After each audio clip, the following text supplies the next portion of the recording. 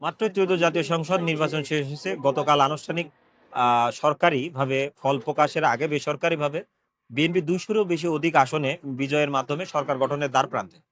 কিন্তু জাতীয় সংসদ নির্বাচন ২০২৬ অন্য যে কোনো সংসদ নির্বাচনের মধ্যে পার্থক্য করে বেশ কিছু পয়েন্টে।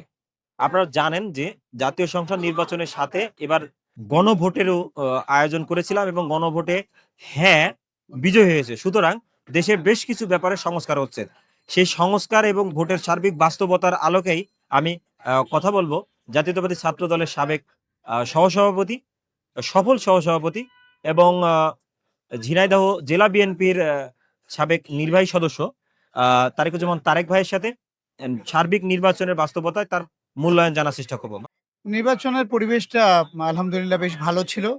সকাল থেকেই আমি যে কেন্দ্রে ভোট দিয়েছি, সেখানে দেখতে পেয়েছি যে মানুষ স্বতঃস্ফূর্তভাবে একেবারে ভোট শুরুর আগেই তারা লাইনে দাঁড়িয়েছে এবং ভোট শুরুর পর শুরু হওয়ার সাথে সাথেই মানুষ ভোট কেন্দ্রে স্বতঃস্ফূর্তভাবে ভোট দিয়েছে। তারা খুশি মনে বের হয়ে তারা যে ১৭ বছর পরে তারা ভোট দিতে পেরেছে সেইজন্য তারা আত্মতৃপ্তি প্রকাশ করেছে। তাদের খুশির খবর মানুষকে জানিয়েছে। তো আমি যেটা দেখতে পেয়েছি সেটা হচ্ছে যে ভোট সুষ্ঠু হয়েছে, সুন্দর হয়েছে। পরবর্তীতে পত্র-পত্রিকার খবর কিছুটা পড়ে দেখেছি দেশের বিভিন্ন প্রান্তে আ বিচ্ছিন্ন কিছু ঘটনা ঘটা ছাড়া সারা দেশে ভোটের পরিবেশ খুব সুন্দর ছিল। উৎসবমুখর ছিল। যদিও আপনারা বিজয় লাভ করেছেন, নতুন সরকার গঠনের পথে এগোচ্ছেন, অনেক প্রত্যাশার সরকার। কিন্তু আপনি জানেন যে আসলে সংস্কার মেনে নিলে পার্টি চেয়ারম্যান অর্থাৎ দলীয় প্রধান এবং প্রধানমন্ত্রী একই ব্যক্তি থাকতে পারবে না। সেক্ষেত্রে আসলে এই সিদ্ধান্তটা কিভাবে নিবেন? আপনাদের বর্তমানে সিনিয়র কোনো ভাইস চেয়ারম্যান কিন্তু নাই দলের। যে আসলে আমরা ধারণা করতে পারি যে তিনি ওই পদে দায়িত্ব নিতে যাচ্ছেন। তো আপনার আসলে কি মনে হয় যে এই প্রক্রিয়াটা কিভাবে সমাধান করা সম্ভব? যারা ধানের শীষে প্রার্থী হিসেবে বিজয়ী হয়েছেন তারাই নির্ধারণ করবেন প্রধানমন্ত্রী কে হচ্ছেন। এবং ইতিমধ্যে আপনি সহ সারা দেশের মানুষ আমাদের ধানের শীষের প্রার্থীদেরকে বিজয়ী করেছেন। আমাদের নেতা, আমাদের প্রিয় নেতা জনাব তারেক রহমানকে ঢাকা ১৭ এবং বগুড়া ৬ নির্বাচিত করেছেন। আমরা জানি এবং আমরা বিশ্বাস করি আমাদের পরবর্তী বাংলাদেশের প্রধানমন্ত্রী হচ্ছেন জনাব তারেক রহমান।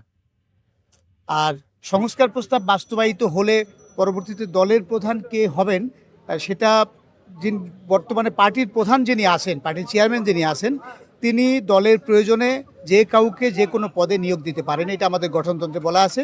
সুতরাং পার্টির চেয়ারম্যান কে হবেন সেটা আমাদের নেতা জনাব তারেক রহমান সেটা নির্ধারণ করবেন। আপনার বাসাও ঝিনাইদহ এবং আপনি ঝিনাইদহ জেলা বিএনপির সদস্য ছিলেন। আহ, কিন্তু আপনার আসলে ঝিনাইদহের যে ৪ আসন ৩টিতেই আপনারা পরাজিত। শুধুমাত্র সাবেক অ্যাটর্নি জেনারেল অ্যাডভোকেট আসাদুজ্জামান আসাদের যে আসন, ওই আসনটাতে আপনারা আসলে বিপুল ভোটে বিজয়ী হয়েছেন। আসলে আপনাদের এই যে দলীয় ক্যান্ডিডেটদের যে পরাজয়, এটা কিভাবে দেখেন? আসলে এর পিছনে কারণ কি মনে করেন? আগামীতে সমাধানই বা কিভাবে হতে পারে? জনগণের দ্বারা নির্বাচিত হতে গেলে জনগণের কাছে যেতে হয়।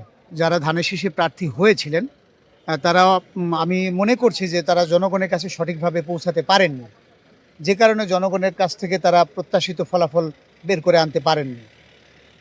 ঝিনাইদহ ১ আসনে সাবেক অ্যাটর্নি জেনারেল জনাব অ্যাডভোকেট আসাদুজ্জামান সাহেব বিজয়ী হয়েছেন। আমি দীর্ঘদিন ধরে খেয়াল করে দেখেছি তিনি যখনই সময় পান তখনই তিনি মানুষের কাছে ছুটে যান। মানুষের বিপদে আপদে তাদের পাশে গিয়ে দাঁড়ান, তাদের খোঁজখবর নেন। এই খোঁজখবর নেওয়া, মানুষের কাছে পৌঁছে যাওয়া সেটাই তাকে বিজয়ী করেছে। ঝিনাইদহ ২ আসনে যিনি প্রার্থী ছিলেন এবং ঝিনাইদহ ৩ আসনে যারা প্রার্থী ছিলেন, আমি মনে করি এই দুর্বলতাটাই তাদেরকে বিজয়ী না হওয়ার পিছনে সবচেয়ে বড় ফ্যাক্টর হিসেবে কাজ করেছে। মানে আপনি আসলে মনে করছেন যে প্রার্থী আসলে আপনারা মনোনীত করেছিলেন, সেই প্রার্থীদের গণসংযোগের যে ত্রুটি অর্থাৎ ব্যক্তিগত ভাবে দলীয় প্রতীককে নিয়ে যেভাবে ক্যাম্পেইন করা প্রয়োজন ছিল সেখানে ত্রুটি ছিল। দেখুন, আমরা দীর্ঘদিন ধরে দেখে এসেছি যে ঝিনাইদহ, কুষ্টিয়া, চুয়াডাঙ্গা, মেহেরপুর অঞ্চলটা জাতীয়তাবাদের একটা উর্বর ভূমি। সেখানকার মানুষ ধানের শীষে ভোট দিতে চায়। কিন্তু ধানের শীষ প্রতীকে কে নির্বাচন করছেন? ধানের শীষের প্রতীকটা যদি আপনার জনগণের কাছে পৌঁছে না যায় যে তাহলে তো আসলে মানুষ জানতে পারে না যে এখানে ধানের শীষের অমুক প্রার্থী আসেন, আমরা তাকে নির্বাচিত করব। তো এই যে আপনার জনগণের কাছে পৌঁছে যাওয়ার যে ঘাটতি, যে অভাব ছিল, সেটাই মূলত ওইখানে আপনার পরাজয়ের মূল কারণ হিসেবে আমি মনে করছি। মানে সর্বশেষ আগামী যে সরকার গঠন হতে যাচ্ছে এবং সংস্কারের পথে দেশ হাঁটছে, আপনি আসলে জানেন যে বিপুল প্রত্যাশার কিন্তু একটি অন্তর্বর্তীকালীন সরকার এবং তার থেকেও বেশি প্রত্যাশার সরকার কিন্তু পরবর্তী নির্বাচিত সরকার। তাহলে সার্বিকভাবে এই বিষয়টা যদি একটু বলেন যে আসলে আপনার দল, আপনি দলের কাছে কি আশা করেন? আপনি নিজের কাছে কি আশা করেন? দেখুন, বিএনপি এমন একটি রাজনৈতিক দল যেই দলটি সর্বপ্রথম সংস্কারের কথা বলেছিলেন। আপনি ২০১৭ সালে বিএনপি ভিশন 2030 কথা বলেছিল। সেই 2030 তে বেশ কিছু সংস্কারের প্রস্তাব ছিল। বাংলাদেশের ভবিষ্যৎ রাজনীতি কেমন হবে সে বিষয়ে অনেক কথা বলা ছিল। পরবর্তী ২০২৩ সালে আমাদের মাননীয় চেয়ারম্যান মহোদয় তিনিও কিন্তু ৩১ দফার কথা বলেছিলেন। এই ৩১ দফার ভিতরে বিএনপির দেশের জন্য প্রয়োজনীয় সব সংস্কারের কথা বলা হয়েছে।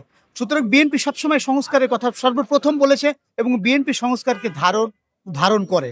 যেহেতু বিএনপি সংস্কারকে ধারণ করে এবং একটা আধুনিক বাংলাদেশ গড়ার যে স্বপ্ন আমাদের মধ্যে আছে, এই তরুণ সমাজের ভিতরে আছে, আমাদের নেতা জনাব তারেক রহমান সেই তারুণ্যের সেই ধারণাকে তিনি ওন করেন। এ কারণেই আগামীর বাংলাদেশ তারুণ্যের জন্য যেই প্রয়োজন হবে, তারুণ্যের যে চিন্তাধারা, তরুণদের সাথে কথা বলবেন, তরুণদের প্রয়োজনের কথা বলবেন, দেশ গড়ার কথা বলবেন, কৃষকের সাথে কথা বলবেন, শ্রমিকের সাথে কথা বলবেন, মেহনতি মানুষের প্রয়োজনের কথা বলবেন। তাদের কাছ থেকে যেই মতামত যে উঠে আসবে সেই মতামত অনুযায়ী একটা সমৃদ্ধ বাংলাদেশ অবশ্যই গড়ে উঠবে বলে আমি বিশ্বাস করি। ধন্যবাদ ভাই।